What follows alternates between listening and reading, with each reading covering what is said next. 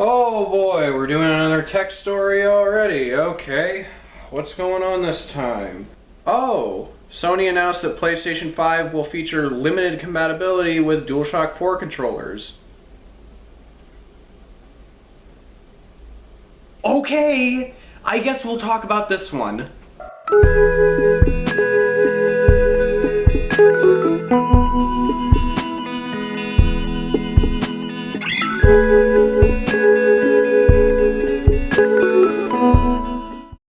So last time, people were angry at Apple. Now, people are angry at Sony, once again, for a feature being left off of their product that they wanted to have there. Granted, I could understand the anger behind missing hardware with the iPhone 12. While I wasn't angry myself, I personally couldn't care less about the Apple controversy. This time around, it's different. This one, I've tried to look at from all sorts of different angles. Just trying to find some way to justify people actually being upset about this. I just can't. People right now are upset about the fact that PlayStation 5 will only feature limited compatibility with their DualShock 4 controllers from the PlayStation 4. Those controllers will still work on PS4 games playing on your PS5. It's just the PlayStation 5 exclusive games that are not going to be usable with DualShock 4. Only the new DualSense controller that ships with the console will be compatible with PlayStation 5 games. Really? This is what's got people worked up? Why are people getting so angry over this thing that should be a given? New generation, new console, new controllers. That's how it's always been. That's industry standard. We're lucky that DualShock 4 will work at all. Sony gives us, as the players, something that's not industry standard that they think that we'll enjoy, and instead of taking that gratefully, we instead throw a fit because we want more. This does absolutely nothing except push the stereotype that gamers are becoming increasingly entitled. Sure, when compared to what Microsoft is doing this generation of consoles, it is less. Xbox One controllers will be completely compatible with Xbox Series X when it first comes out. But that's because the Xbox Series X controller is virtually no different from an Xbox One controller. They just added a share button and made it look more like the Xbox One Elite controller. Functionality wise, it's exactly the same thing as last generation. With Sony, it's a completely different situation. DualSense is something that is totally different from the previous 4 generations of DualShock controllers and has been completely redesigned and innovated to become something new. Rather than comparing Sony's controller situation to Xbox's, we should be comparing them to Nintendo. Why doesn't my Wiimote controller work on my Nintendo Switch?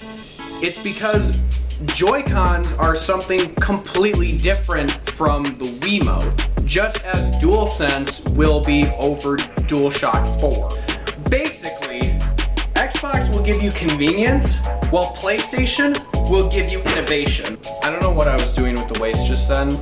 I just thought it would be a funny clip. So you as the consumer have to then make a choice which of those is more important to you. Is it the convenience that Xbox will give you being able to use the previous generation of consoles controller with the new generation, or do you want the innovation that Sony will give you in DualSense? If you value the innovation more, innovation costs money. When running a business, both expense and savings tend to trickle down.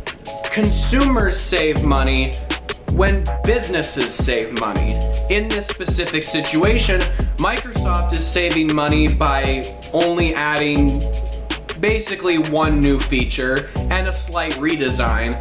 They are saving money on finding a new controller design for the Xbox Series X, where Sony is pumping money into developing this brand new controller, so that expense then trickles down to the consumer.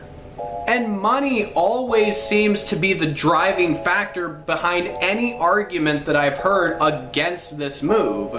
We should start with couch multiplayer. Most games that have the option for couch multiplayer have a maximum of 4 players. So if a person would like to play couch multiplayer on their PlayStation 5 with their 3 extra friends to fill that maximum, they would have to buy 3 extra DualSense controllers to work on their PlayStation 5, as the DualShock 4 no longer work.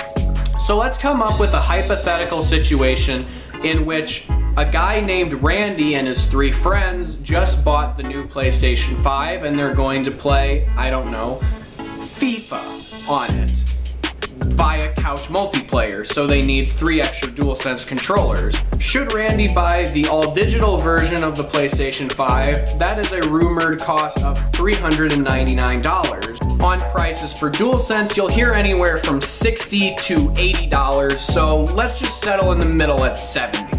So Randy on launch day goes to his local game store and he purchases an all-digital PlayStation 5 and 3 extra DualSense controllers. Working with these rumored prices, that's an estimated total of $609 on launch day. Now, that does sound like a lot, but I want to play a little game. What do a Sega Saturn, a PlayStation 3, an Atari 2600, a Panasonic 3DO, a Neo Geo, an Intellivision, and a Philips CDI have in common? Every single one of these consoles launched with a starting price tag at or above our hypothetical $609 price tag for Randy. That's right, a PlayStation 5 with 3 extra controllers in 2020 costs less than an Atari 2600 with no accessories or games included in 1976. That's of course adjusted for inflation. Even if Randy bought the disc drive version of the PlayStation 5, which is rumored to be at $499, an extra $100 up, and if we rounded the prices up to that higher end of $80 for each controller, it's still cheaper than Atari! The Atari 2600 launched with a price tag of an equivalent in today's dollars of $771. Of course, the price on the shelf listed $199. So it may not feel like it because the dollar amount on our price tag is going up, but the value of our gaming is actually getting cheaper. Well, oh boy, since we're talking about prices and inflation, we might as well talk about games. Knock out 2 birds with 1 stone, because this was something that people were mad about a while ago, and I wasn't making videos at that point, so I'll talk about it now. Because people were also upset a while ago when they found out that instead of their games launching at the standard $59.99, which they've been releasing at for a while, on next generation consoles, we could potentially see an up in price to a standard of $69.99. Obviously adjusted to inflation, that price is $69.99 because it's a today's price in today's dollars. But Super Mario 64 released in 1996 at $69.99. But that was 24 years ago. Spending $70 on a game back in 1996 would have been the equivalent of... Wait.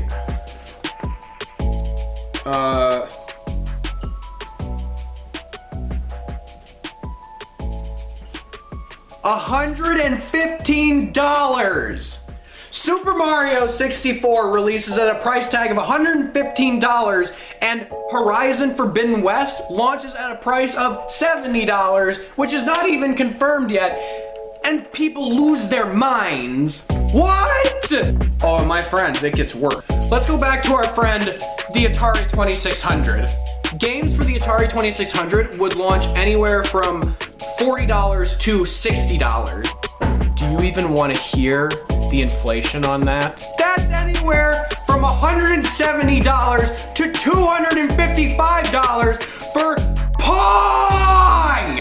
Basically, guys, we as gamers have it a lot better now than we did in the past. While $600 to $700 is a lot of money, we have to be able to see where we're winning in this situation.